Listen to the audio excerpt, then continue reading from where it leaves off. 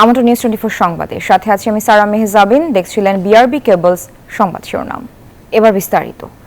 7 দফা দাবি আদায়ের লক্ষ্যে রাজধানীর সোহরাওয়ার্দী উদ্যানে চলছে জামায়াত ইসলামীর জাতীয় সমাবেশ।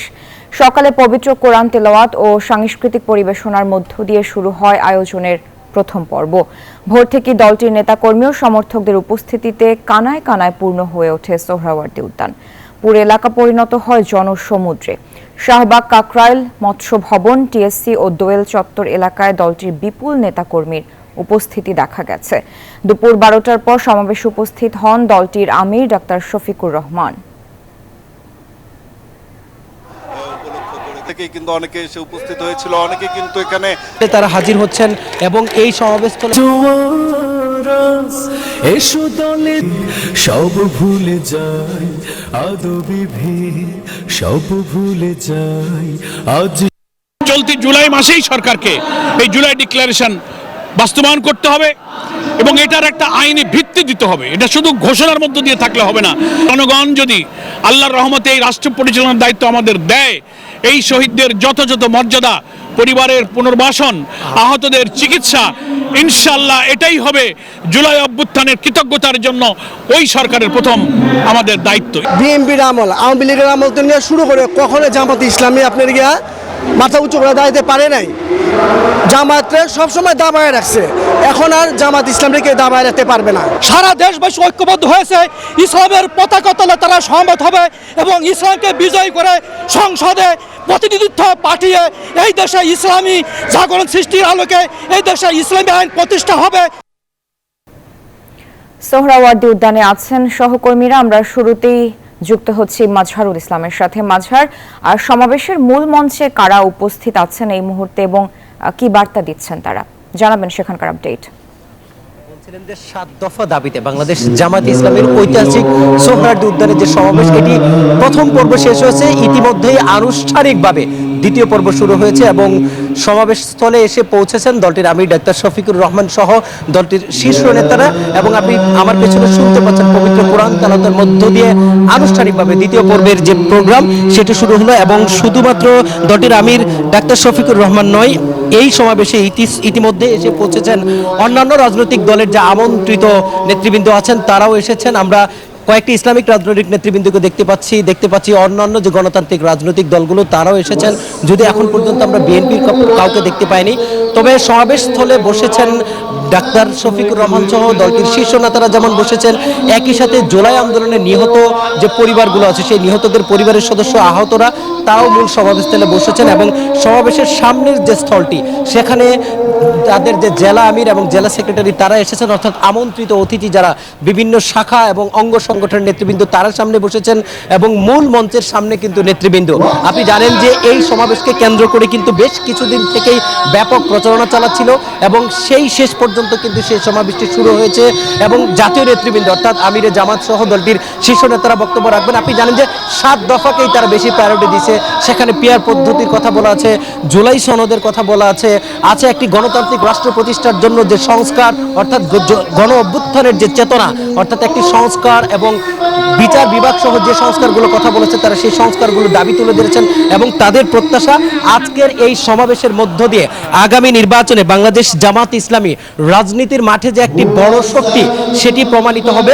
দলটির শীর্ষ নেতারা আমাদেরকে যেটি জানিয়েছেন, শুধু সোহরাওয়ার্দী উদ্যান নয়, আশেপাশের রাজধানী ঢাকার যে অঞ্চলগুলো আছে সেই অঞ্চলগুলো তো রাস্তাঘাটে কিন্তু তাদের নেতাকর্মীরা অবস্থান করছেন এবং তারা বলছেন সোহরাওয়ার্দী উদ্যানে বেশি নেতাকর্মী হয়ে যাওয়ার কারণে কিন্তু তাদেরকে উদ্যান ময়দানে না প্রবেশ করার অনুরোধ করা হয়েছে। তাদেরকে যে যেখানে আছেন সেখানেই যেন তারা অবস্থান করে এমন বার্তাও কিন্তু দেওয়া হয়েছে এবং তারা বলছেন এই সমাবেশকে সুশৃঙ্খলভাবে যেন শেষ করা যায় সেই জন্য দলটির নেতাকর্মীর পাশাপাশি যারা অন্যান্য মাধ্যম থেকে আসছেন তারাও যেন সহযোগিতা করে। এবং আমরা আইন শৃঙ্খলা বাহিনীর সদস্যদেরকে এখানে দেখতে পেয়েছি, তারা মঞ্চের দুই পাশে অবস্থান করছেন। এই যে সমাবেশ ঘিরে বাংলাদেশ জামাত ইসলামের নেতাকর্মীর যে উচ্ছ্বাস উদ্দীপনা সেটি কিন্তু গত 17 বছরও লক্ষ্য করা যায়নি। কারণ আপনি জানেন বাংলাদেশ জামাত ইসলামী গত 17 বছরে কোথাও কোনো প্রকাশ্যে জনসমাবেশ করতে পারেনি, বরঞ্চ দলটির শীর্ষ নেতা যারা আছেন তাদেরকে মানবতা বিরোধী অপরাধের দায়ে ফাঁসি দেওয়া হয়েছিল, যেটির পরবর্তীতে তারা বলেছেন যে একটা মিথ্যা অজুহাতে মিথ্যা মামলায় দলটির শীর্ষ নেতাদের কারাদণ্ড দেওয়া হয়েছিল, দলটির শীর্ষ নেতাদের ফাঁসি দেওয়া হয়েছে এমন অভিযোগে কিন্তু তারা তুলছেন এবং তারা বলছেন তাদের বিরুদ্ধে মিথ্যা মামলা করা হয়েছিল, কিন্তু যে আওয়ামী লীগের হাত রক্তে রঞ্জিত, সেই রক্তে রঞ্জিত আওয়ামী লীগের নেতাকর্মীদের বিচার করতে হবে। যারা বিগত 15 বছরে ফেসিবাদ প্রতিষ্ঠায় যারা সহায়তা করেছিল তাদেরকে বিচারের আওতায় আনতে হবে এবং একই সাথে গোপালগঞ্জে অর্থাৎ গত 2 দিন আগে এনসিপি নেতাকর্মীদের উপর আওয়ামী লীগের বা নিষিদ্ধ ঘোষিত সংগঠন ছাত্রলীগের নেতাকর্মীরা যেভাবে হামলা করেছে সেটার বিচার জানিয়েছে, তার দাবিটা করেছেন এবং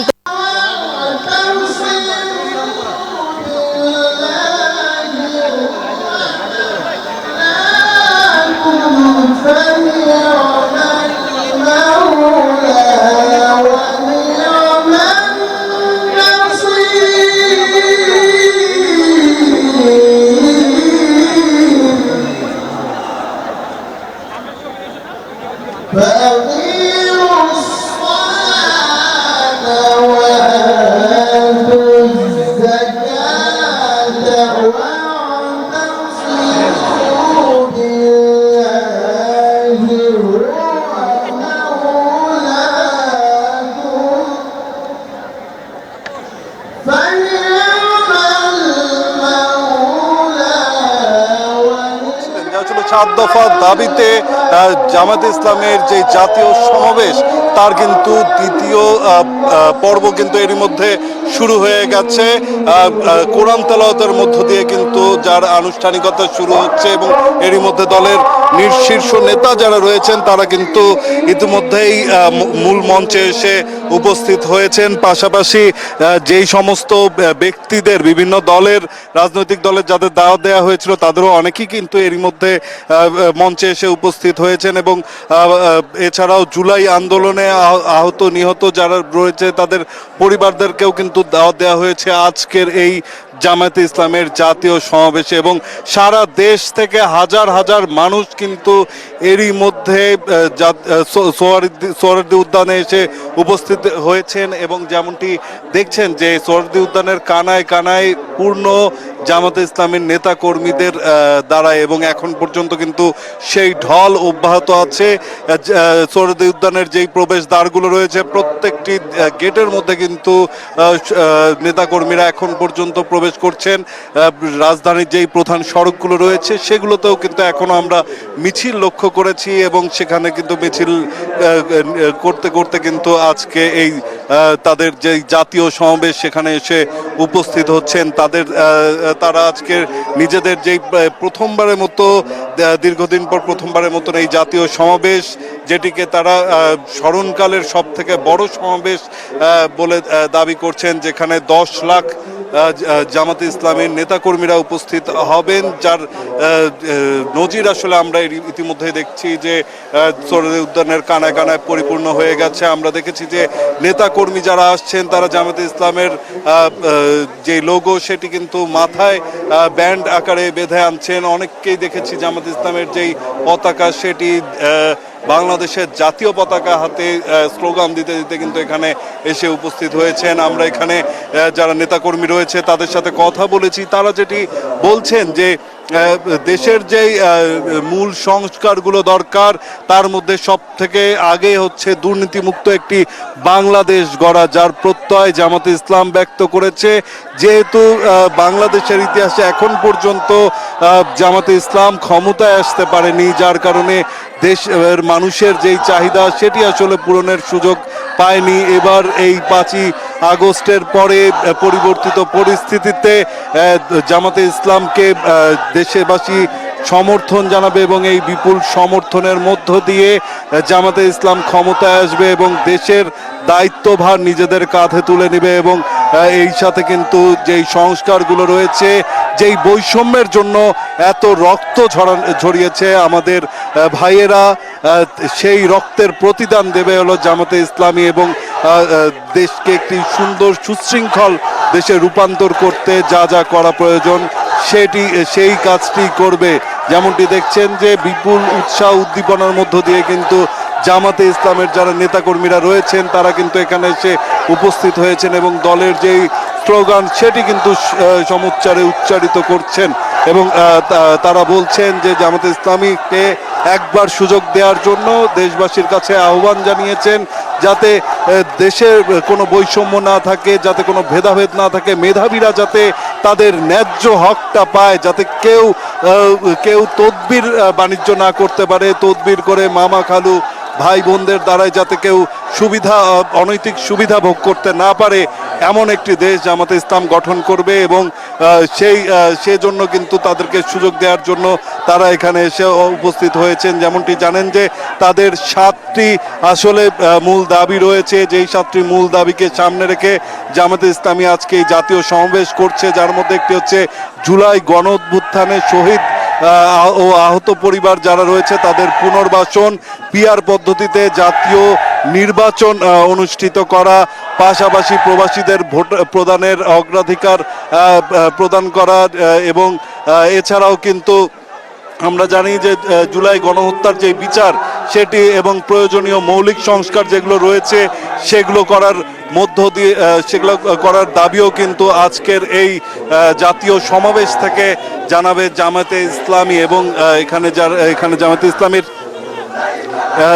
জামাতে ইসলামের নেতাকর্মীরা এসেছেন এবং তারা যেটি বলছেন যে তারা আজকের এই মঞ্চ থেকে তাদের যেই দলের শীর্ষ নেতারা রয়েছেন নির্বাচনের ক্ষেত্রে যেমন একটি দিক নির্দেশনা এখান থেকে আসবে, তেমনি দেশ পরিচালনা এবং দলের পক্ষ থেকে কি ধরনের নির্দেশনাগুলো আসবে সেটি শোনার জন্য কিন্তু সকাল থেকে গতকাল রাত থেকে অনেকেই কিন্তু এখানে এসে উপস্থিত আছেন। কিছুক্ষণের মধ্যেই শীর্ষ নেতারা এখানে বক্তব্য রাখবেন এবং তার মধ্য দিয়ে কিন্তু দলের নেতাকর্মীদের বিভিন্ন ধরনের দিক নির্দেশনা দেবেন সামনের দেশ গঠনের জন্য। তাদের কি কাজ, দলের কর্মকাণ্ড কিভাবে এগিয়ে যাবে সেই ধরনের দিক নির্দেশনা আসবে, এমনটি কিন্তু প্রত্যাশা করছেন এখানে আসা দলীয় নেতাকর্মীরা। তো এই ছিল এখন পর্যন্ত সোহরাওয়ার্দী উদ্যান থেকে আমার কাছে সবচেয়ে তথ্য ছাড়া। জিকো মাঝার দুজনকে ধন্যবাদ যুক্ত হওয়ার জন্য। দেশ গড়তে জুলাই পদযাত্রা কর্মসূচির অংশ হিসেবে কক্সবাজারে পদযাত্রা করছেন জাতীয় নাগরিক পার্টির নেতারা। দুপুর 12টায় শহরের বাস টার্মিনাল এলাকা থেকে পদযাত্রা শুরু হয়। এরপর পাবলিক লাইব্রেরি চত্বরে অবস্থিত শহীদ দৌলত ময়দানে সমাবেশ করবে দলটি। কর্মসূচিতে যোগ দিয়েছেন এনসিপির আহ্বায়ক নাহিদ ইসলাম, সদস্য সচিব আখতার হোসেন ও অন্যান্য নেতারা। এছাড়া বিভিন্ন উপজেলা থেকে যাওয়া নেতাকর্মীরা এতে অংশ নিয়েছেন।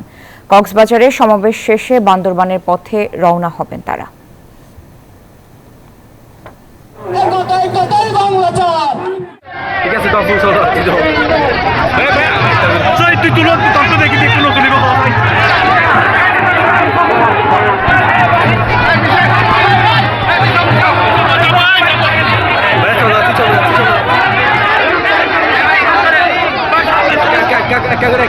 এক মিনিট বন্ধু।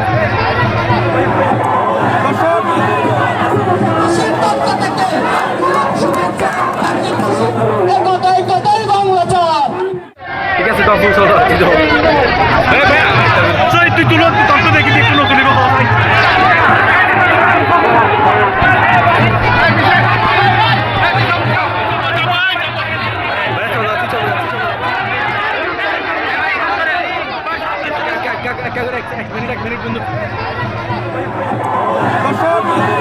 প্রধান উপদেষ্টার দেয়া নির্ধারিত সময় নির্বাচন হবে, কোনো অনিশ্চয়তা নেই, জানিয়েছেন প্রধান উপদেষ্টার প্রেস সচিব শফিকুল আলম।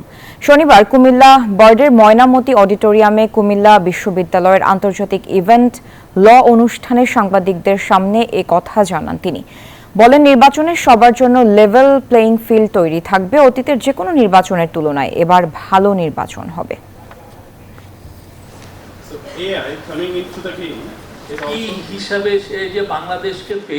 বাংলাদেশের ইতিহাসে one of the best election হবে। প্রফেসর ইউনূস এটা বারবার বলছেন, আমরা আবারও বলি, নির্বাচন নিয়ে কোনো ধরনের কোনো অনিশ্চয়তা নাই।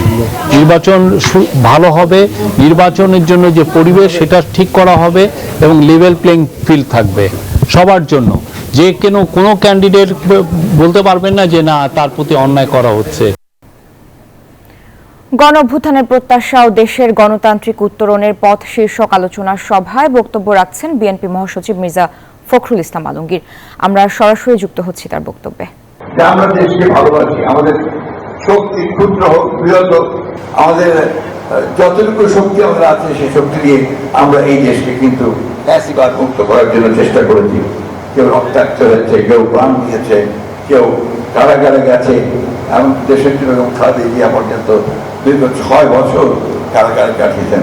আমাদের তারেক রহমান সাহেব এখন পর্যন্ত নির্বাচিত অবস্থায় আছে। আজকে এই দায়িত্বশীলতা যা এই আমরা দলগুলো, বিরোধী দলগুলো যা আমরা দেখিয়েছি, আমরা আশা করব যে সরকারের প্রতিটি পর্যায়ে যারা দায়িত্বে রয়েছেন একটি সকল দলের কাছে গ্রহণযোগ্য একটা ব্যবস্থা, যেটা কি বলে বন্দোবস্ত, সেই বন্দোবস্তের একটা রূপরেখা আমাদের সামনে তুলে ধরবে এবং সেই রূপরেখা নিয়ে আমরা একমত হয়ে জনগণের কাছে যাব। নির্বাচন হবে, সেই নির্বাচনের মধ্যে আমাদের যে কমিটমেন্ট বিএনপির পক্ষ থেকে, সেখানে আমরা আবার সবাই মিলে একসাথে দেশকে নির্মাণ করার জন্য যে বিষয়গুলো আমরা কমিট করেছি, আমাদের 31 দফা, সেই 31 দফাকে বাস্তবায়িত করার জন্য আমরা কাজ করব। প্রিয় বন্ধুগণ, একটি কথা সমাজে মনে রাখতে হবে যে 1971 সালে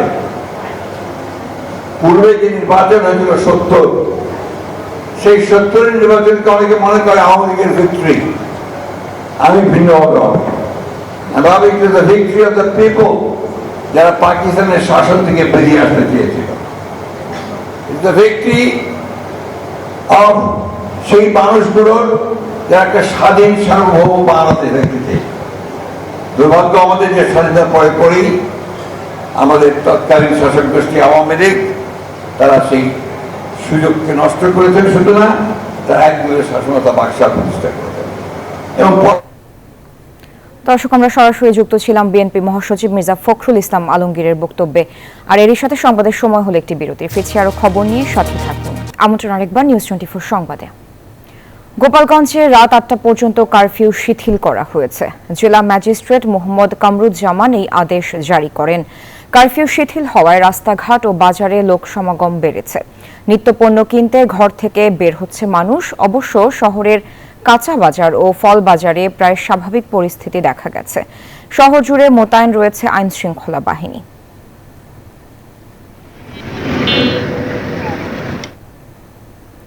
গোপালগঞ্জে নিহতদের মরদেহ ময়নাতদন্ত ছাড়াই নিয়ে গেছে তাদের পরিবার। প্রয়োজনে ময়নাতদন্তের জন্য মরদেহ কবর থেকে উত্তোলন করা হবে, এমনটাই জানিয়েছেন স্বরাষ্ট্র উপদেষ্টা জাহাঙ্গীর আলম চৌধুরী। শনিবার সকালে শাহজালাল আন্তর্জাতিক বিমানবন্দরে 3য় টার্মিনাল পরিদর্শন শেষে এ কথা জানান তিনি। উপদেষ্টা জানান, গোপালগঞ্জের ঘটনায় আইনশৃঙ্খলা বাহিনীর কোনো ব্যর্থতা ছিল কিনা তা খতিয়ে দেখতে তদন্ত কমিটি কাজ করছে।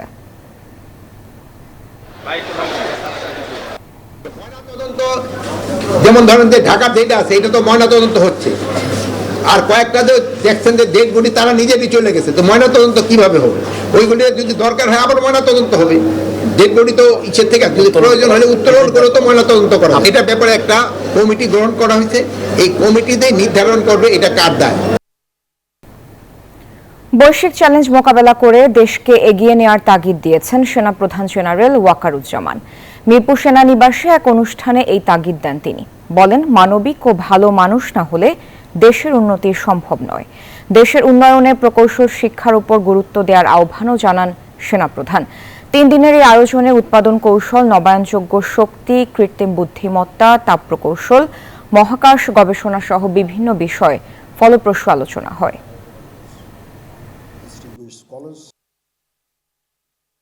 We are producing great scholars, great engineers, great doctors, great civil servants, great military officers, but without the ethics, without the ethical teaching, without making them good human beings, country will not be benefited. আপনারা যদি ভালো মানুষ না হন তাহলে কখনোই দেশ এবং জাতির কোনো উন্নয়ন সম্ভব না। রংপুর একটি এলপিজি স্টেশনের স্টোরেজে সিলিন্ডার বিস্ফোরণে একজন নিহত হয়েছেন, আহত আরও অন্তত 15 জন। শনিবার দুপুর 1টার দিকে নগরীর সিও বাজার ফিলিং স্টেশনে এই ঘটনা ঘটে। প্রত্যক্ষদর্শীরা জানান গ্যাস লিকেজ থাকায় এলপিজি স্টেশনটি বেশ কিছুদিন ধরে বন্ধ ছিল। সেখানে লিকেজ বন্ধ করার কাজ করছিলেন কয়েকজন। হঠাৎ বিস্ফোরণের এই ঘটনা ঘটে।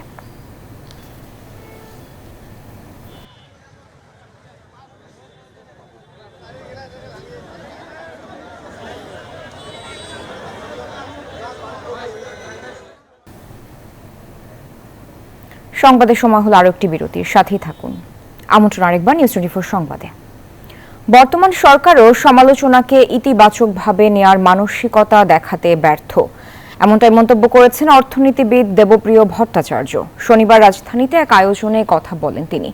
বিশিষ্ট এই অর্থনীতিবিদ বলেন, স্বৈরাচারের পতনের পর মুক্তভাবে নিঃশ্বাস নেয়ার প্রত্যাশা করেছিল মানুষ, কিন্তু বাস্তবে তার খুব একটা দেখা মেলেনি। দেবপ্রিয় ভট্টাচার্য বলেন, সব সরকারের আমলেই কিছু সংস্কার উদ্যোগ দেখা গেছে, তবে কাঠামোগত পরিবর্তনের জায়গায় পৌঁছাতে পারেনি কেউ। প্রতি সরকারের আমলেই কিছু না কিছু সংস্কারের বিভিন্ন উদ্যোগ ছিল। যে সরকার আমরা পেয়েছি তারাও এখনো সমালোচনাকে গ্রহণ করার জন্য ইতিবাচকভাবে নেওয়ার ক্ষমতা রাখে না, এবং তারাও অনেক ক্ষেত্রে নিরপেক্ষতা, তথাকথিত নিরপেক্ষতাকেও অতিক্রম করে বিভিন্ন ধরনের দৃষ্টিভঙ্গিগত অবস্থানের থেকে যার যা কথা বলার কথা না, তিনি সে কথাগুলো বলেন। সব মন্ত্রণালয়ের সমন্বয়ে পরিবেশ সংরক্ষণে কাজ করতে হবে মন্তব্য করেছেন পরিবেশ ও বন উপদেষ্টা সৈয়দা রিজওয়ানা হাসান। শনিবার রাজধানীর আগারগাঁওয়ে বিশ্ব পরিবেশ দিবস উপলক্ষে আলোচনা সভায় কথা বলেন তিনি। উপদেষ্টা বলেন, প্রশাসনিক সমন্বয় ও সংস্কার ছাড়া পরিবেশ সংরক্ষণ সম্ভব নয়। দেশের 18 কোটি মানুষেরই পরিবেশ নিয়ে সচেতন হওয়া জরুরি। এই আচরণগুলো খুবই জরুরি। দেখবে দূরবীন দিয়ে এবং দেখে চিনবার চেষ্টা করবে কোনটা কোনটা। এই কাজগুলোর মাধ্যমে সরকার সব ফিক্স করে দেবে, এই ধারণা থেকে আমাদেরকে সরে আসতে হবে।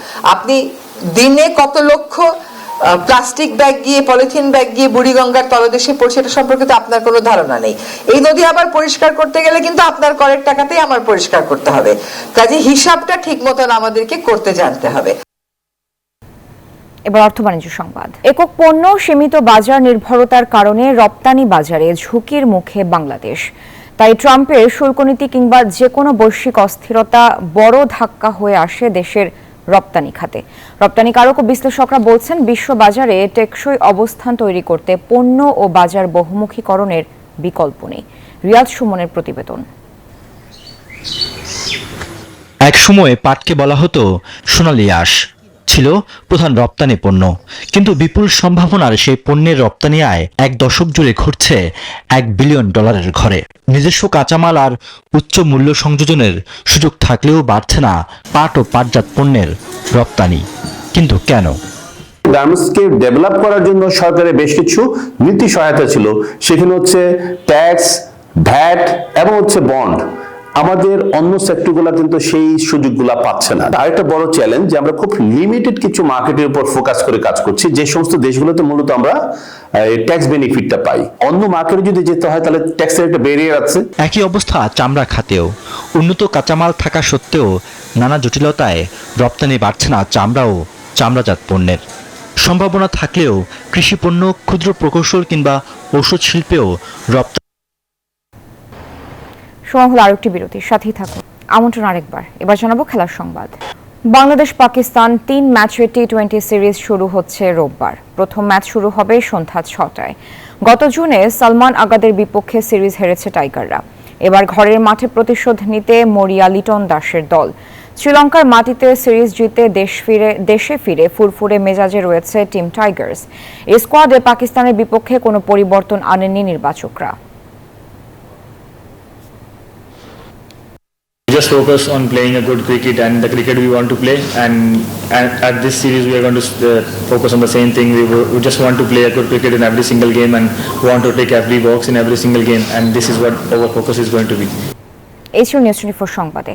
দর্শক, দেশে করোনা ভাইরাস ও বিভিন্ন সংক্রমণের হার বেড়েছে। সংক্রমণ থেকে সুরক্ষিত থাকতে ব্যবহার করুন সেপনিল ফেস মাস্ক।